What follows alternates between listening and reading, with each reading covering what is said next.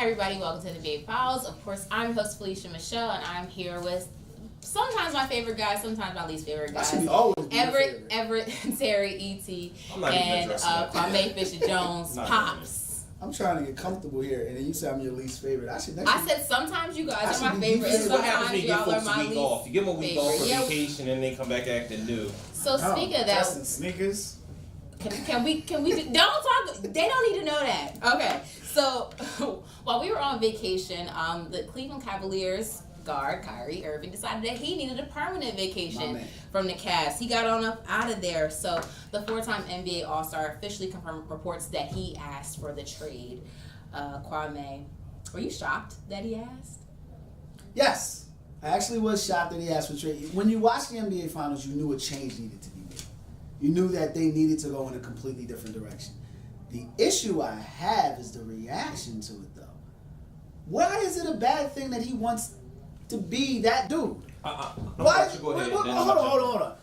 Because you're going to contradict yourself. Because I know you, and you want the applause just as everyone else. You can want to win and be the reason why it's. That's what life is about. Like, when is this un-American philosophy that you have to take the second fiddle for the embetterment of the team? You can want to win and lead the crowd. I don't have anything wrong with that. What I do have is the people that believe a player that was 64-1-17 prior to LeBron James' arrival, who tends to be a black hole on offense, can lead a team to a title. But we'll discuss that later. Dealing with just the fact that he asked for the trade, I was shocked, but I like the fact that he owned it, said it with his chest, and is ready to move on. I have no problems with that. Okay. I'm glad that you brought that up. Because I'm going to dig in a little bit here. So the issue isn't that Kyrie wants to be the guy. He's already got a title. He wants to go somewhere where he can lead a team. Obviously, when LeBron came on, he was still a pup in the league. He was not a pup. Let me finish. Wasn't accustomed to winning. Often injured. Couldn't win anything with the Cavaliers prior to LeBron getting there. They won a title. All great. Been to the finals several times. All great. He wants to now go and thinks that because he's played in the finals with LeBron and be that guy to lead a team.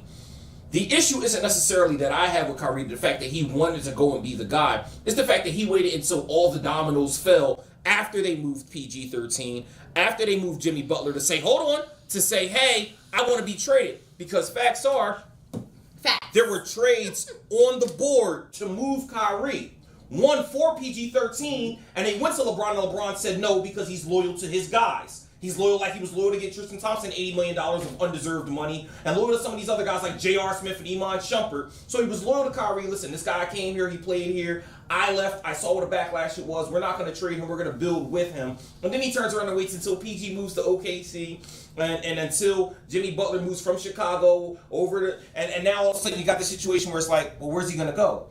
So in his camp, it's brilliant because what he did is he took away all the dominoes of where he could potentially not end up playing to only give leverage to places that he wanted to play. Teams like Miami, after they didn't get Gordon Hayward, they might want to go ahead and strike in and get a guy that's going to come and bring some draw to their organization. You know, a team like Minnesota, even though Minnesota makes no sense, and I'll talk about why later, you know, even a team like the Spurs, although he would never fit in a Pop scheme because Pop's not about black hole basketball, he's about team concept and chemistry, and that's something that Kyrie doesn't thrive in. But the issue isn't that he wanted to trade, it's the fact that he went about it the wrong way. Had he said it as soon as the finals were over and gave them a chance to make a move, and maybe Cleveland gets a piece back like a Paul George that helps make them better, nobody kills him for it. They say, okay, he wanted to go somewhere and be the guy. Now he gets to go to Indiana and be the guy. Then he didn't want to go to Indiana. That's why he waited. And I understand it, but it was terrible on his part, and that's why he's getting the backlash. So actually, we're going to talk about why he might have done that on Out of Bounds, just comes on right after NBA Files. What time is it? Shameless, but it comes on at 2:30. She shameless plugs every week, so you guys better well just tune on in. All right. You had your little moment there. A couple things. Now let's interject some fact and some truth into your logic. Please. Who broke the Kyrie story?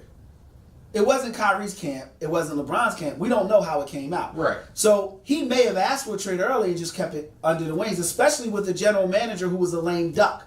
So as far as let me just go to a quick point while it's the tip of my tongue. You said that they should not have, that LeBron James put the kibosh on because he's loyal and all that. I call BS on that. There's such thing as loyal to a point and loyal to a fault. LeBron is loyal to a point. If he wanted Kyrie going, he would have had it was going. Why, if you're the general manager, are you going to LeBron to ask his opinion about a deal before you make the deal? Because he's got 1 year left on his deal. You want to keep him happy. I don't care. Is he the best player in the world? Yes or no? I don't care. I don't give a rat's ass. I feed my family based off my production. If you don't like the trade and you got a year to go, I don't care because that gives me an opportunity to rebuild with better players. And that's how they lost LeBron the first time. And that's fine because they made bad moves. But activity and is so fine. trading Kyrie, You can be active and achieve. You can be active and achieve, not just be active. And if you're moving Kyrie for Paul George, that's activity and achievement. That's the first thing. So I just wanted to get that out there. You do know that everything they do in Cleveland goes through LeBron. You do know that, right? You're not naive enough to think that Tyronn Lue was the head coach because LeBron didn't have a say in that, right? You do know that, right? You do know that they've lost 2 out of the last 3 finals because they've gone to LeBron. Instead, fair enough, but they also won one. Of taking the bull by the horns and making the move. I'm not saying it's right, but that's what they've done. There's always room for no. There's always room for no. Fair, but that's what they've done. The second thing is, we don't know who broke the story, so we can't say Kyrie waited till after the fact. What we do know is this. The story is out. Yeah. The toothpaste is out of I was gonna say jar. Is out of the tube. So wondering why he did it and all those things, they're irrelevant. It's inconsequential. The fact of the matter is you have to put the best deal in place, and you're not going to be able to do that if you have a guy who's perceived as a better player than what he is. We agree. You have to be realistic. We agree. Okay, so you talked about achievement. So Everett, like, do you think that Kyrie has it in him to really just lead a team? Like, no, I was about to say, no. you better not say hell like, no. So he can never lead a team Kyrie to a Irving title. is good at one thing only: isolation scoring. That's it. He can't pass. He can't distribute. He can't facilitate an offense. He can't make guys around him better. He is a less talented version of Allen Iverson. A guy that wants to shoot 40, 50 times a game, hold the ball to the last second, and pass it off when he feels that he can't make a shot. But he never has a shot he doesn't like. He'll shoot double teams, triple teams. He doesn't care. He doesn't make guys around him better.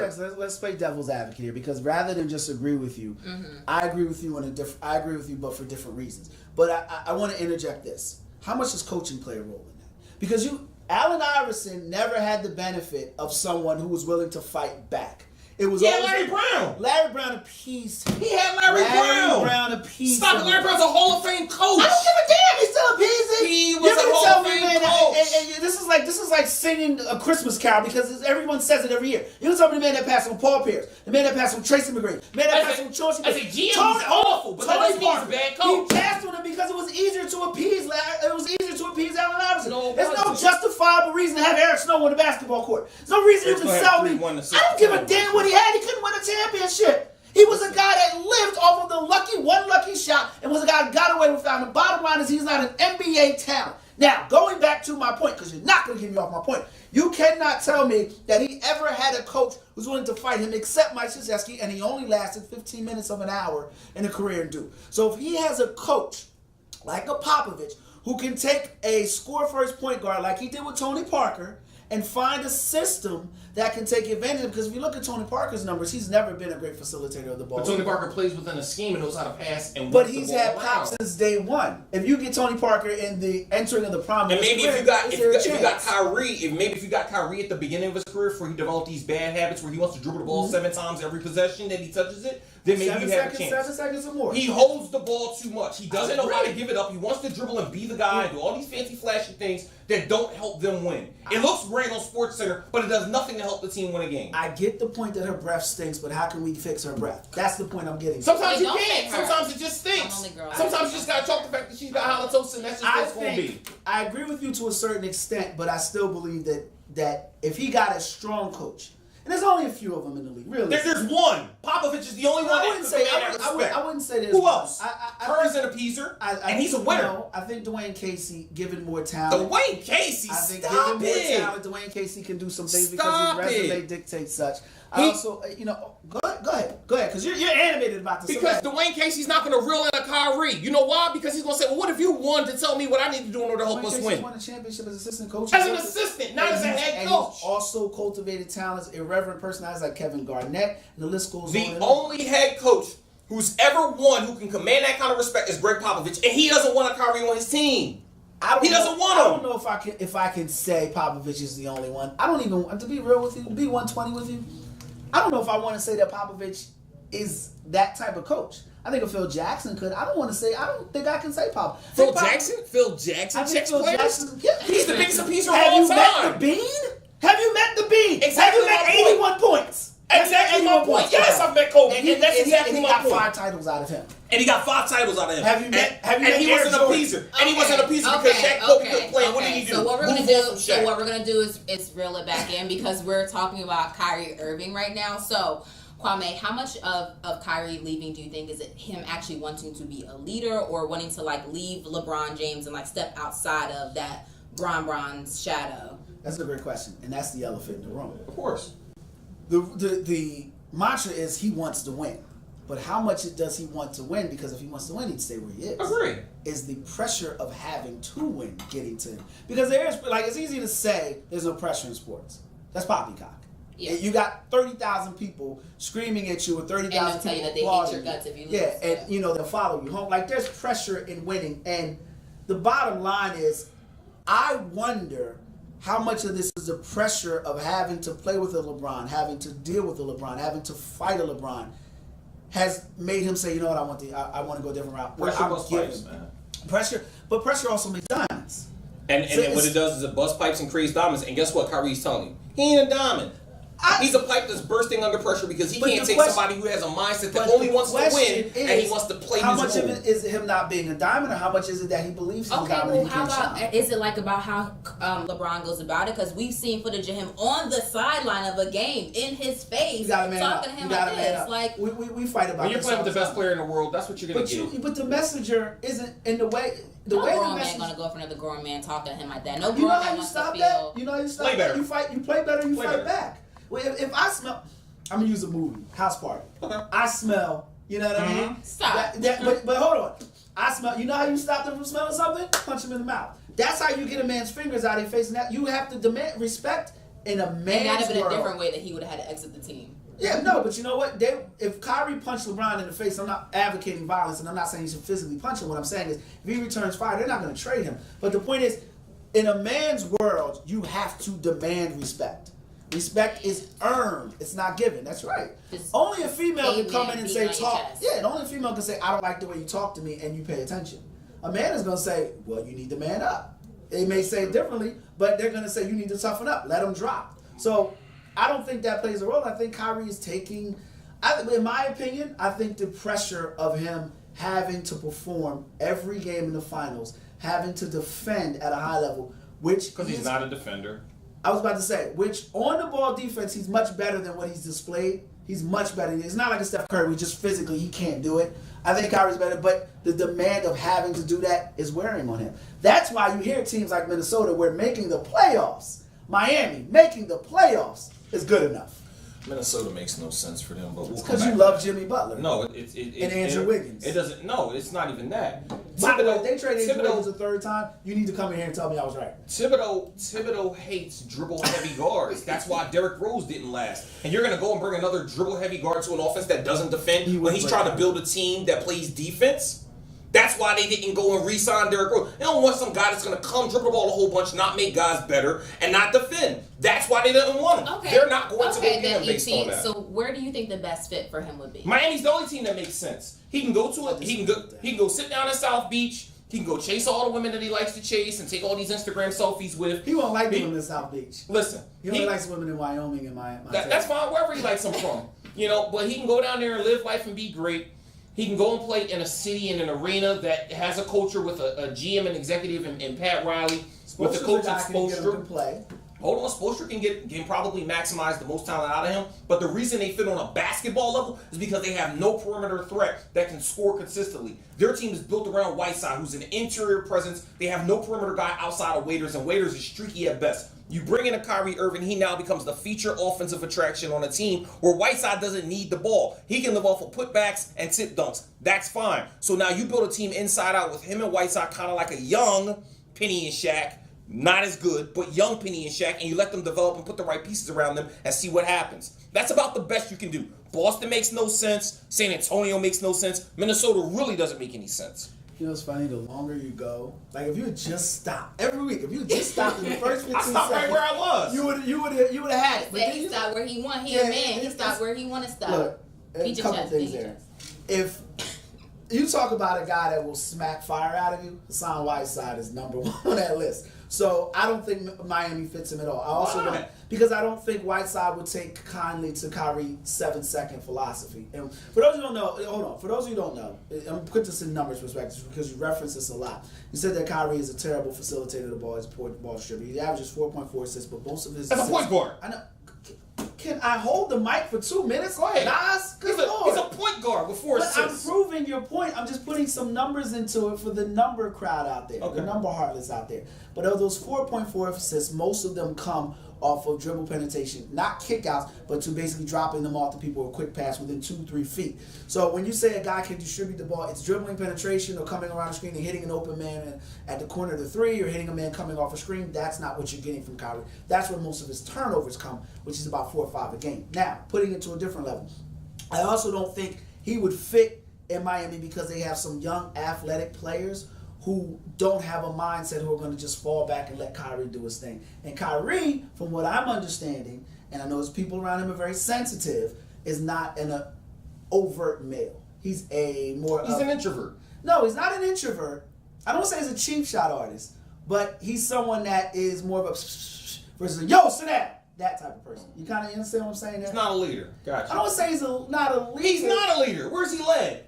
He's made it to the NBA. What's that mean? What does that mean? Anthony Bennett made it to the NBA. You know what that means? That means right now that we need a timeout.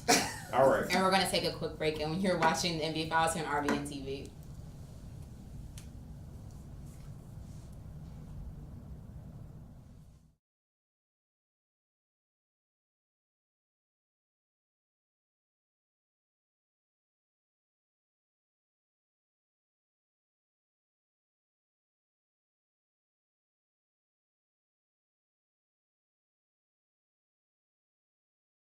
Didn't know, couldn't see what was around the corner for me. Let's go.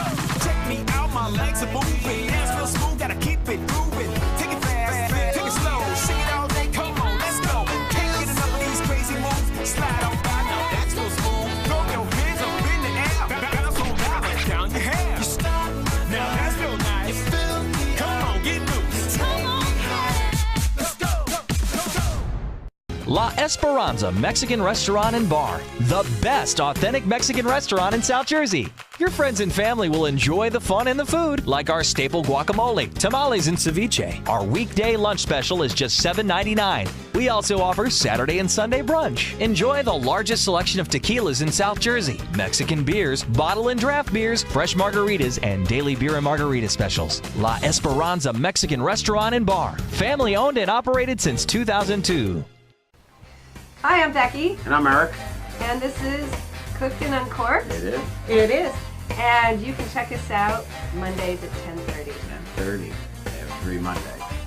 See you there.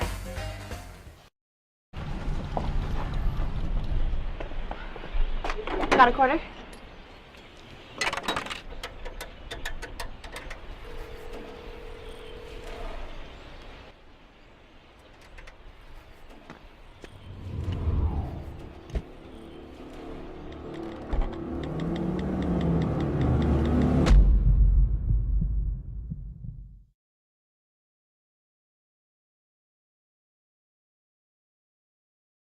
Hi, I'm Jim Cucinato. I'm inviting you to watch my show on the Halo Health Network on RBN. We cover everything you always wanted to know about health but was afraid to ask. We have interesting guests who can help you how to live healthier, how you can be smarter about your health, how you can help your family live healthier and be healthier. We are on Tuesdays from 9:30 Eastern Time to 10 o'clock. Please come and watch us. If you have a story or product that you'd like to share with our viewers as a guest on the Morning Coffee Show, please contact us at info@radiovisionnetwork.com. Today's show has been sponsored by More Than Gifts. Come see our new location in Marlton, New Jersey. Not just gifts, but more.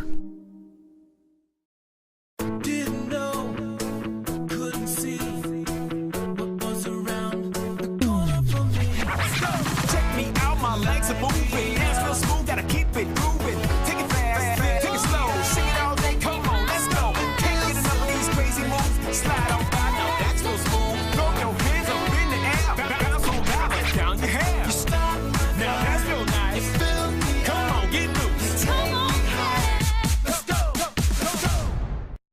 Esperanza Mexican Restaurant and Bar, the best authentic Mexican restaurant in South Jersey. Your friends and family will enjoy the fun and the food, like our staple guacamole, tamales, and ceviche. Our weekday lunch special is just $7.99. We also offer Saturday and Sunday brunch. Enjoy the largest selection of tequilas in South Jersey, Mexican beers, bottle and draft beers, fresh margaritas, and daily beer and margarita specials. La Esperanza Mexican Restaurant and Bar, family owned and operated since 2002. Hi, I'm Becky, And I'm Eric. and this is Cooked and Uncorked. It is It is. And you can check us out Mondays at 10:30. 10:30 every Monday. See you there.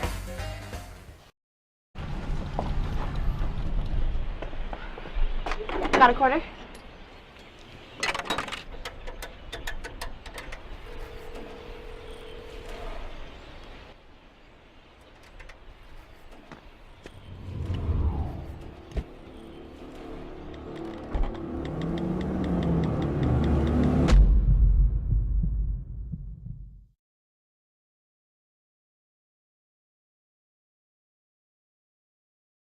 Hi, I'm Jim Cucinotti. I'm inviting you to watch my show on the Halo Health Network on RBN. We cover everything you always wanted to know about health but was afraid to ask. We have interesting guests who can help you how to live healthier, how you can be smarter about your health, how you can help your family live healthier and be healthier. We are on Tuesdays from 9:30 Eastern Time to 10 o'clock. Please come and watch us. If you have a story or product that you'd like to share with our viewers as a guest on the Morning Coffee Show, please contact us at info@radiovisionnetwork.com. Today's show has been sponsored by More Than Gifts. Come see our new location in Marlton, New Jersey. Not just gifts, but more. Didn't know, couldn't see what was around the corner from me. Let's go.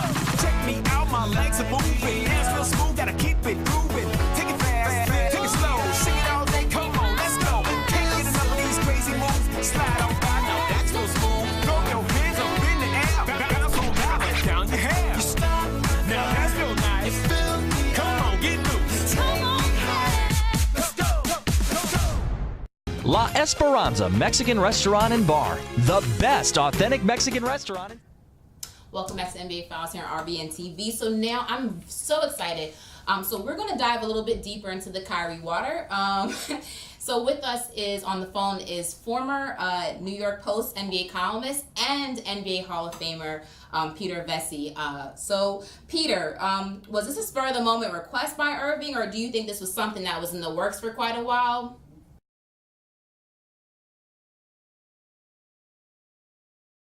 Kyrie's not talking, so it's difficult to say what's going on. But, Yeah. No, I believe that he's been upset for a while, and he made his request apparently July 7th. That's what I read. I don't know that, but I did ask somebody who's really close to him about whether it was, whether it's true or not, and I was told yes, definitely true. Doesn't really enjoy playing with LeBron anymore, and doesn't. I think he underlined the fact that he's upset that LeBron controlled the organization. Wow. Yeah. So, Which LeBron always denies, but we know it's true. I mean, because everything that happens there, with players that are represented by his agent, they always get what they want. LeBron always gets what he wants.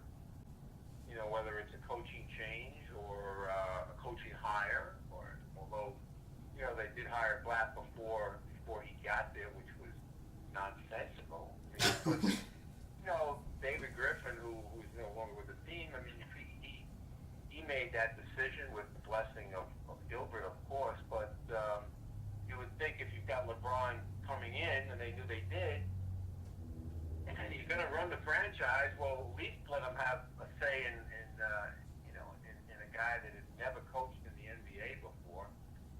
But, there's a lot of stuff that LeBron does that I agree with, but, times have changed. Back in the day, I remember, killing Magic Johnson for how he was able to undermine before Westhead. Now, if you've got the power like LeBron and, Kobe had it in L.A., and not too many do have it, but when they have it, they have full control. Hey, Peter, this is Everett Siri here. I just want to make sure that I'm clear because I swear not even 2 minutes before you came on, Kwame and I just argued about the fact that I stated that LeBron has control over the Cavaliers and dictates the moves that happen, and whether Kyrie is there or not strongly rests on the hands of LeBron prior to the move and everything being made. And I just want to be clear that you're agreeing with the fact that LeBron pretty much controls the organization, being the best player in the world, and the only reason that the Cavaliers have sniffed anything near an NBA Finals in their entire existence, correct? Amen. There it is. Thank you, sir. Just want to hear from a Hall of Fame member, so that validates my point. Thank Peter, you. this is. Look, I'm not around the team obviously up to 5 years, but the year prior to LeBron going to Miami, I spent a week in Cleveland, and I saw for myself what was going on then, to the point where he and I had no relationship when I showed up there, but he gave me absolute respect right at the get-go. Whenever I wanted to speak to him, he made time for me, and I'm getting to my real point was at the end of the week, I wanted to do a real interview with him one-on-one, and he invited me into the practice facilities cafeteria where no media was allowed. And I sat with him there, and we spoke with the PR. One of the PR guys was there with us, which was fine. In fact, he transcribed my tape recorder for me so I could get it out quickly. But they weren't really happy that he invited me in there because all the local media saw that I was getting preferential treatment. But LeBron did what he wanted to do, and that was it. So I saw it firsthand. So, Peter, this is more about Kyrie's frustration with LeBron and less to do about him wanting to lead a franchise? As far as I know, yes, it's LeBron. But I will tell you that, and I took a lot of flack for this at the time, when the Kyrie Irving was about to become a free agent, I had an impeccable source that told me he did not want to come back, that he was going to go elsewhere. Really? And so he really didn't like playing in Cleveland. So obviously he resigned, and I to this day don't know whether I've read where he said he didn't know LeBron was coming back. I don't believe that. I believe he knew, and that's why he decided to stay and re-up for the max. But I took a lot of grief from people in Cleveland. I remember that. But I still know who my source is, and he definitely knew what was happening. But something changed, and it had to be LeBron coming in, and so that's that. So, is there a chance? So I think that's part of it now too. I think, look, he loves LA. Wow. I'm told his preferential team are the Clippers, not the 4 teams that have been circulated. Though my source that close to Kyrie now says that those teams are real, but I have another source that says the Clippers. That's where he wants to play.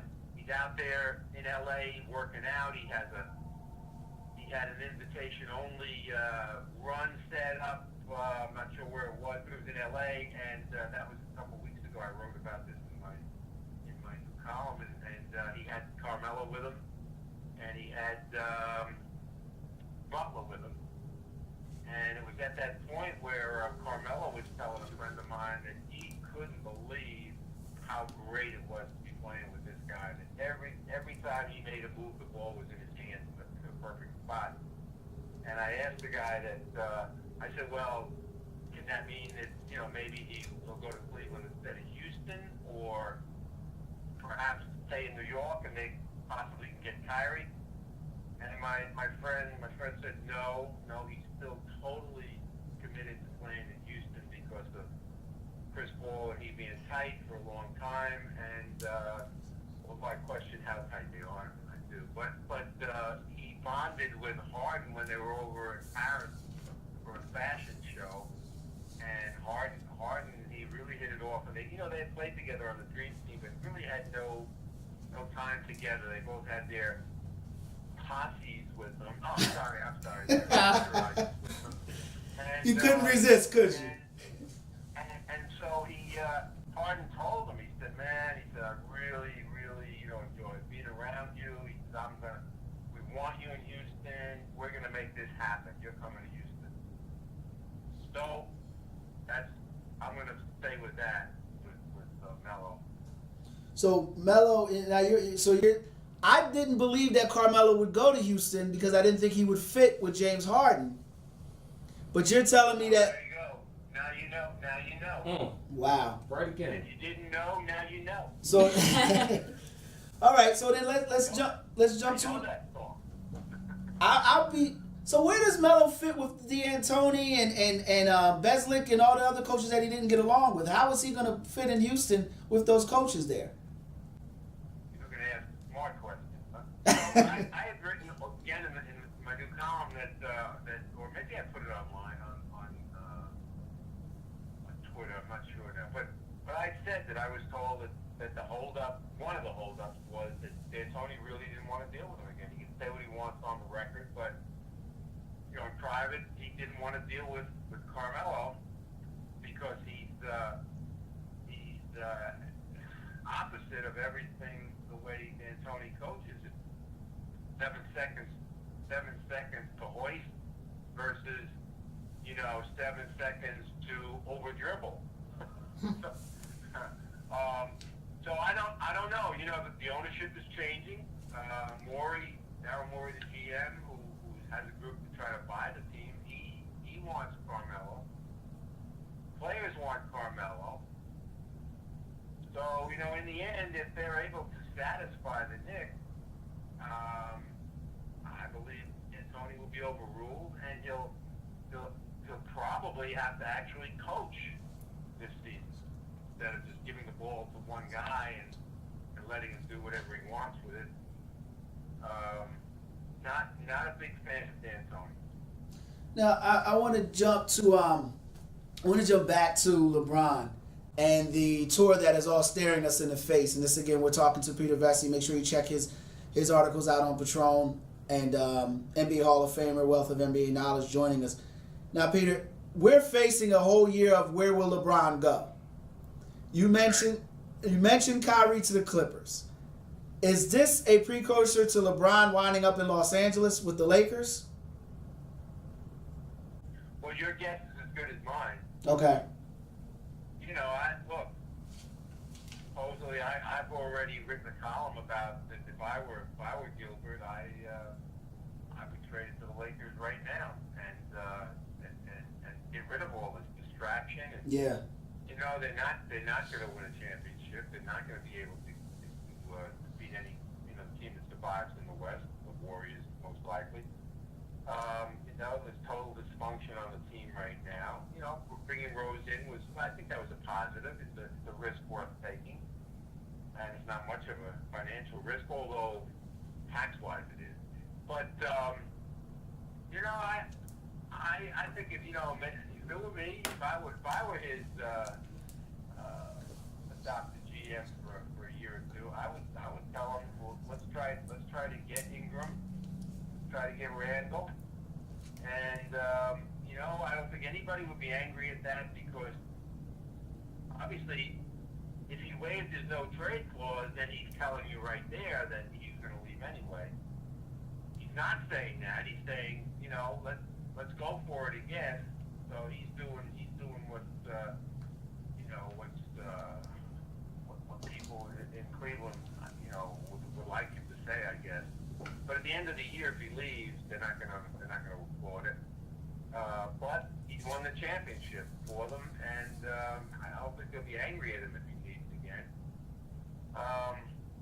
Setting up this 2-year deals, 1 year out, this causes an awful lot of trouble. Like I said, if you've got the leverage, if you've got that power, do whatever you want. You can, there are a number of players in the NBA these days that can decide where they want to play, how much they want to get paid, who they want to play with, who's going to coach them. They decide these things, and the owners, the owners are lucky they have no sales clauses in their contract. Peter, it's Felicia. So what about Derrick Rose? Like, how much do you think that he'll be able to help the Cavs this season? Well, again, health is the most important thing when we're talking about Derrick Rose. I thought he played decently last year, considering everything that was going on with the Knicks. He didn't like that. Not compatible with the triangle offense. Although it seems to me if you can dribble the ball and pass and move, or you and think, you should be compatible with any offense, with any system. So he fought it like a lot of those players did. And, the thing that really bothered me about him, and if I were the Knicks, and they obviously felt the same way, when he went AWOL, that was it for me. Yeah. Come on, man. I mean, you're a registered adult. What are you doing? What are you doing running off to Chicago to see your kid or your mother? I mean, what? What was he making last year? $20 million or something? Yeah, 21. He pulled that stunt, and Bill Jackson didn't even suspend him. That was ludicrous. So, I guess again, you play with a LeBron, you play with a Duncan, you play with a Kobe.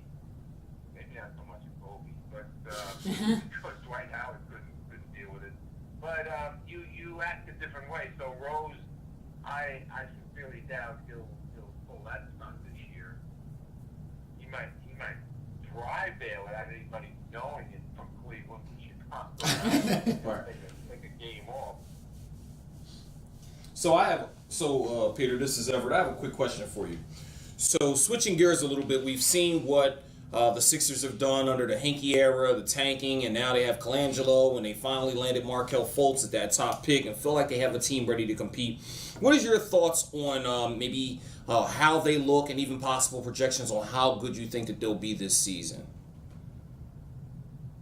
Well, again, you're getting through mine. I mean, look, the team is always hurt. The players are always hurt. Yeah.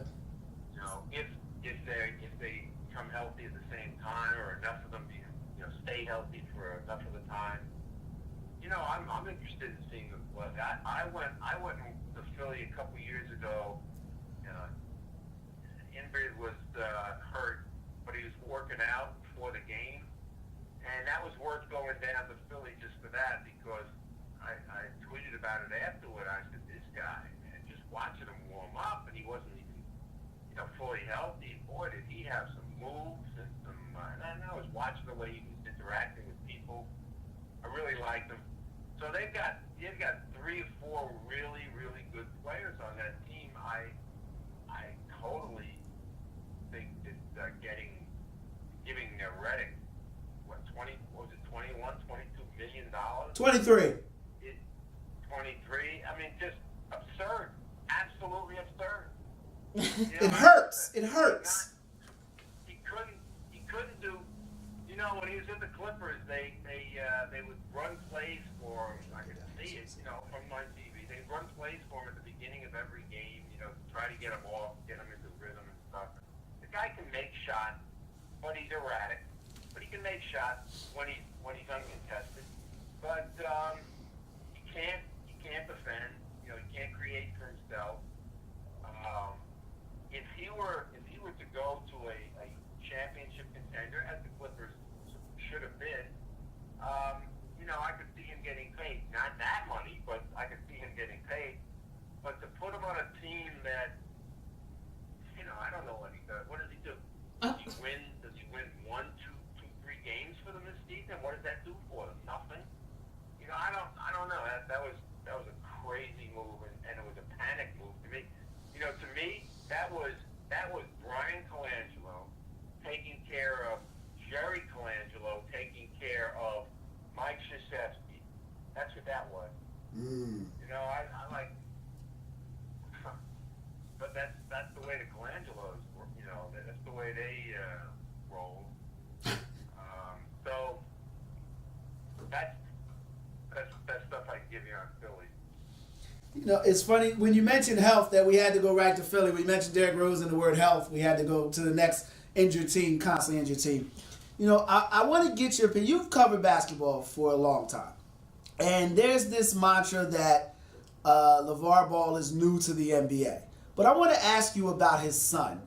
What are your impressions, just in what you saw in Summer League and a little bit you saw at UCLA? Do you think Lonzo Ball can be a transcendent player? Again, man, I saw him, you know, on TV twice. I did tune in just to see him. I wanted to see him, which says it all about him with the Lakers, you know, and Showtime.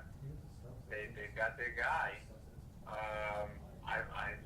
I love any player who plays with his head up and is looking to pass. And that he certainly is that. You know, he won the MVP of the tournament. You know, what does that mean? You know, nothing really, but you can see he knows the game. He knows how to keep his teammates happy. And they looked for him as the leader. And so, and the other thing is, you know, not a great shooter. Obviously, he's got a little crazy shot that's gonna have a hard time getting off. But to me, you can't teach what he has. Yeah. Going for him. You can teach how to shoot. I've seen it many times. Magic's the perfect example. Not a real good shooter when he came in, but he just worked on it. Michael Ray Richardson sticks out in my mind always because when he was a very high draft pick. You know, he'd be banging those jump shots off the backboard. It was like, damn, this guy he's terrible. And he became a real good 3-point shooter. So I've seen it. Apparently, you can't teach free throw shooting because there's so many big men. No matter what you do, they can't shoot free throws. But I think Ball was a great pickup for the Lakers. I think his father will be under control with the Lakers. I think, to me, you know, not knowing anything, maybe knowing a little, I think the whole thing was a setup with the father acting like a fool. So I agree. Scare any other team away from drafting his son because he wanted to be with the Lakers, and I think the Lakers might have been in on that. They were fine with that, you know. Act like a fool. We like it, but you're all fool. And Philly bit the cheese by. Seen him play. You know, you ask me how good he's going to be. He's very slight. Seen that before too. It really doesn't matter. You know, he'll learn to take the punishment. He seems like a tough kid. I like his stoicism. He doesn't really change expression. Just plays the game. I like him. I like him a lot. You know, you mentioned Philly, or you mentioned that telling him to act like a fool. Philly took the bait and decided to trade up because they actually thought the Lakers were going to pass on him for Markelle Fultz. Peter, it was a pleasure. We will definitely have you on again. Absolutely. With better acoustics next time. And I look forward to you got to follow Peter Vesey on Twitter if you're an NBA fan or if you're just a fan of basketball in general, or humor. His sarcastic humor is one of a kind as well. Thank you, Peter. Let me stop you. So you're not going to promote my new column where you can buy it? Are you kidding me? What? I'm sorry. I was leading up to that. That was a big ending, but you can go ahead and do it. Excuse me? I said I was leading up to it. It was the big ending. I was selling you, and then at the very end, I was going to say, make sure you go to Patron. And all right, because you were going to lose me on that next time you wanted me. I'll tell you that. Make sure you also purchase the Patron. Follow them. It's worth every dollar. There are a lot of guys that give you the news right before it starts. Peter gives it to you before it even hits, you know, before anybody knows anything. So in this age of context being king, Peter's got the most context. Thank you so much, Peter. All right, thank you. Thanks. We'll be right back with NBA Files here on RBN TV. Didn't know, couldn't see what was around the corner from me. Let's go. Check me out, my legs are moving. Hands real smooth, gotta keep it moving. Take it fast, take it slow. Sing it all day, come on, let's go. Can't get enough of these crazy moves. Slide on by, no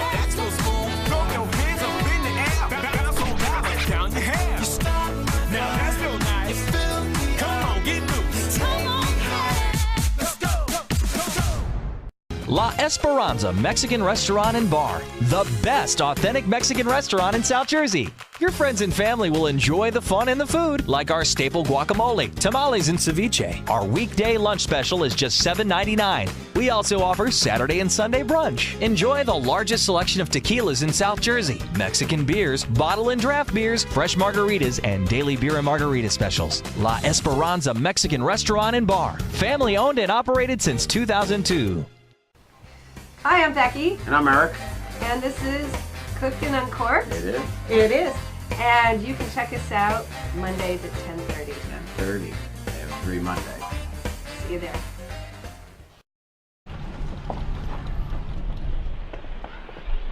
Got a quarter?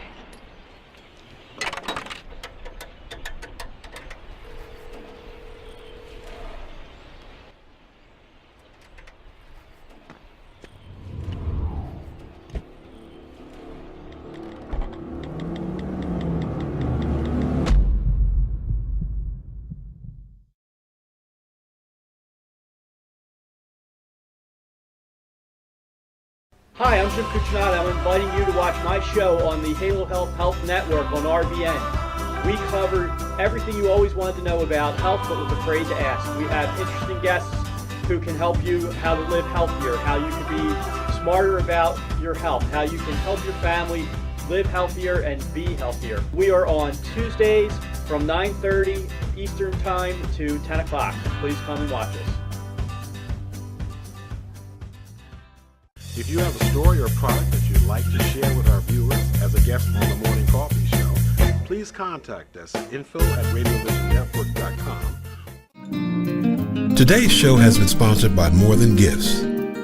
Come see our new location in Marlton, New Jersey. Not just gifts, but more. Welcome back to NBA Files. Every time we come back from break, these guys are laughing about something. Yeah, y'all know what I'm laughing about. Sure, I'm Felicia Michelle here with Everett Terry and Kwame Fisher-Jones as always. So this is like one of our new segments, and it's becoming one of my favorites. It's called In Their Prime. So in this segment, we talk about a current player who was on top of the game, and then some throwback Thursday, throwback Saturday. Yeah, I don't know. I didn't think about that. Yeah, throwback. You don't know what that is? I had cable. Did you not have cable 5 years ago? They're not throwbacks. They're legends. Legends against the stars of today. Is that better? There you go. Oh, I did. Yeah. Yeah. All right. So this week we have Isaiah Thomas or Steph Curry, and Isaiah Thomas, the first one, not 2.0. So Isaiah Thomas, not Isaiah Thomas. I am excited about this one. We fought back and forth because you didn't want to do this one. You just thought there were better matchups we could do, but this is fine. We have other weeks. This is the greatest little guard to ever play the game. A guy who dominated the NBA without a post presence. A guy who beat the greatest point guard ever in Magic Johnson. Arguably the greatest small forward ever in Larry Bird. The greatest center of all time in Kareem Abdul-Jabbar. Pardon me. The great Kareem Abdul-Jabbar. He is great. And Casey Jones, Pat Riley. I mean, the list goes on. Versus your man, High Yellow, Steph Curry.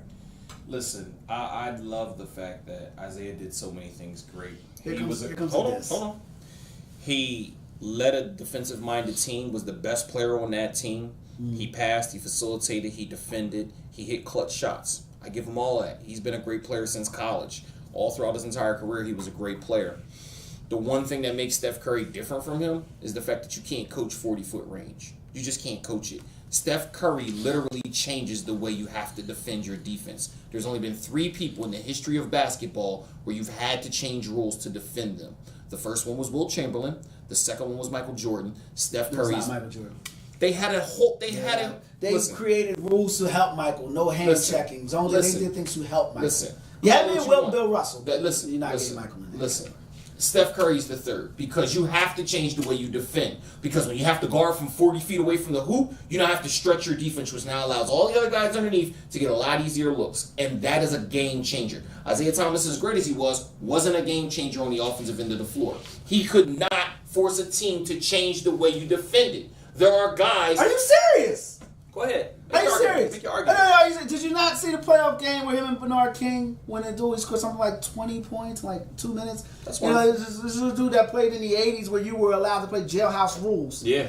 And the reason why one of the reasons why Dennis Johnson came to the Celtics, he was one of the reasons Michael Jordan was irrelevant in the 80s. Right. He couldn't beat them in the 80s. He didn't impact games offensively. No, he didn't take wild shots at half court at the hash mark. And make them. Not just take them. Because last year during the NBA Finals, you weren't singing that tune. It was what is Steph Curry doing? Why is he taking all these bad shots? Look, it's great and you know, we argue about this. Well, you and I, but other people, I argue with this all the time. They want to go top 5, top 10. And I think I said this to someone. I said, I don't give a damn about top 10.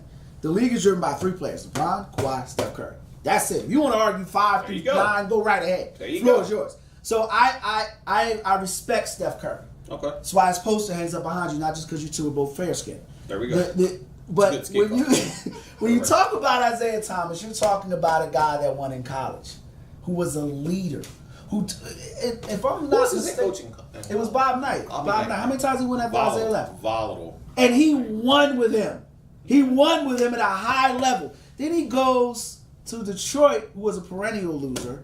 And they build inside out. Yeah. And they didn't build inside out. They had a guy. He had a center who couldn't jump over a piece of paper. He had the first stretch 4 in Bill Laimbeer, who was masquerading as a stretch 5. He was a better rebounder. But if you're talking about taking a team in their prime behind Isaiah Thomas in any era, and Steph Curry in the 80s, are you telling me Steph Curry can do what Isaiah Thomas did in the 80s? I can tell you that in the 80s, Steph Curry would have probably been on guard. He'd have been Dale Ellis. He would have been Dale Ellis. He would have been Dale Ellis, a guy who could shoot. Disagree. Dale Ellis isn't even considered a top 5 shooter of all time. You're gonna play him and Steph Curry in the same sense? Stop it. Look, he's not number 1, but he's not number 5 either. But as far as number 4 or 5, I don't care about that. You're telling me that Steph Curry could play on one ankle and be arguably and light up one of the greatest teams in NBA history. He doesn't have one ankle anymore. He's got 2 working ankles. Okay, but he couldn't even play. And he couldn't even play in the NBA Finals doing this. Look, I know.